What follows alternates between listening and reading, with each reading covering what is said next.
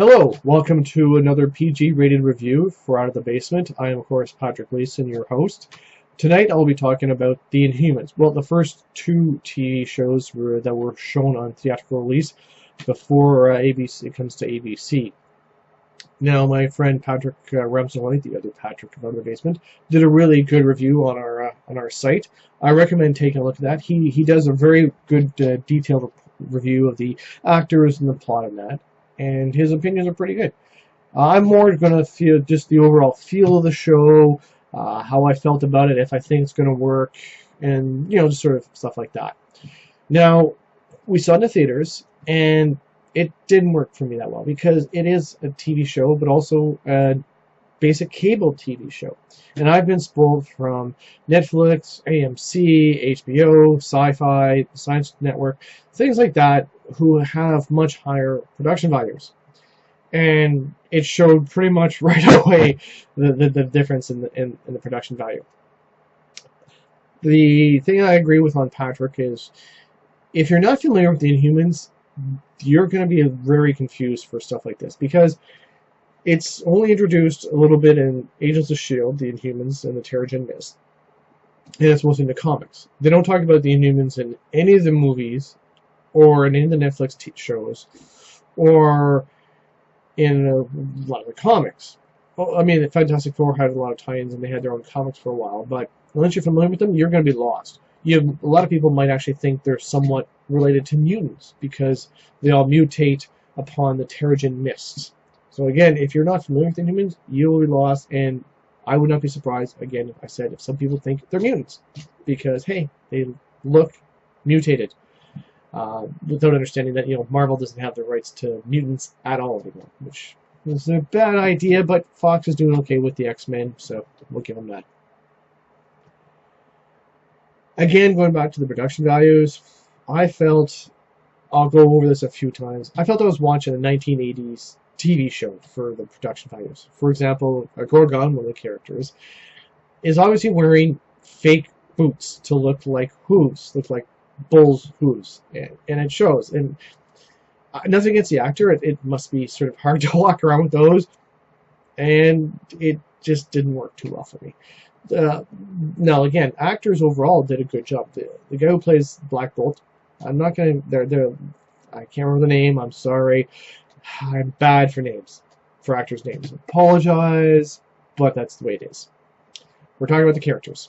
Black Bolt, great job. Silent, does expressive maneuvers, expressive looks, and feels to get the idea across that he can't speak.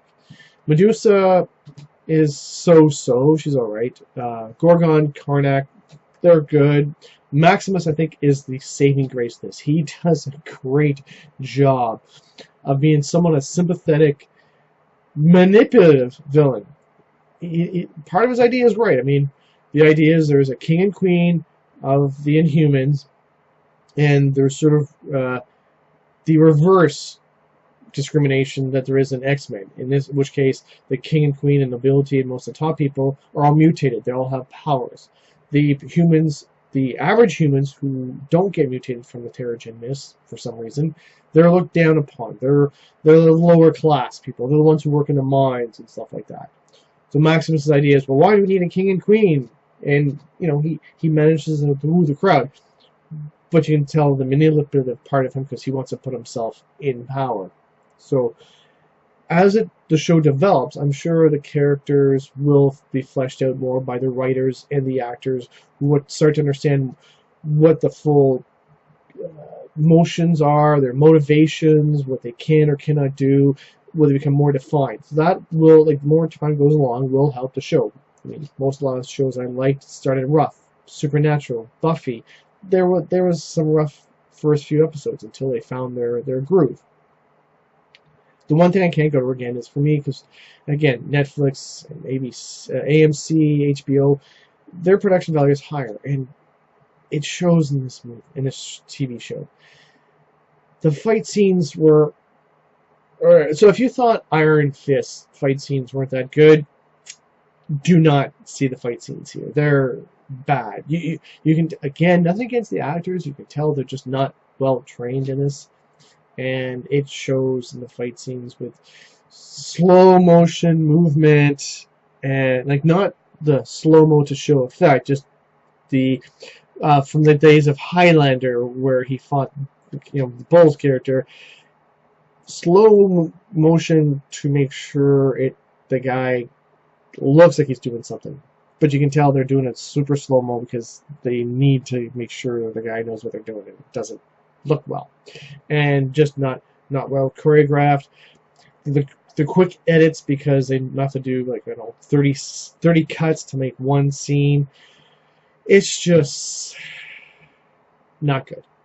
Not horrible, like just not good. It's alright for a basic cable TV show.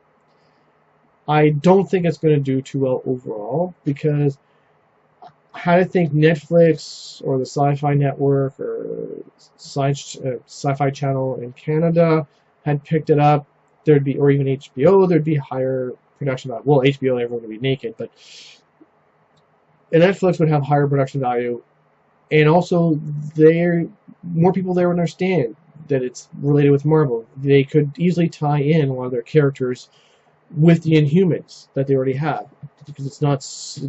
It would work. Like I said, people understand. They know that Agents of S.H.I.E.L.D. is probably going to have a lot of tie-in to the Inhumans because that's the sort of Inhumans are sort of piggybacking on the Agents of S.H.I.E.L.D. when they were introduced, similar to the Asgardians from the movies. But I just don't think it's going to have as wide of appeal as Agents of S.H.I.E.L.D.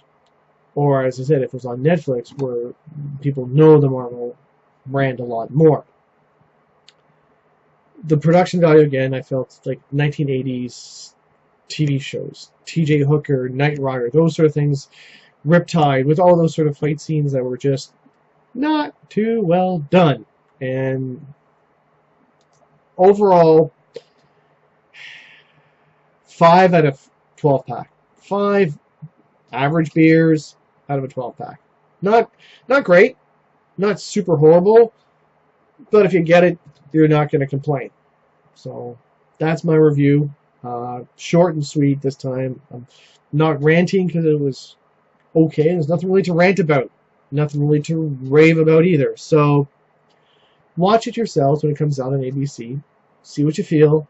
And again, check out our nice site for Patrick Ramshoy's review of his take on this show. And there'll be more reviews coming soon. I'm going to be doing Assassin's Creed next, because I just saw that, and there's going to be some ranting. If you want to see my ranting, watch the next one, which will be Assassin's Creed. Thank you.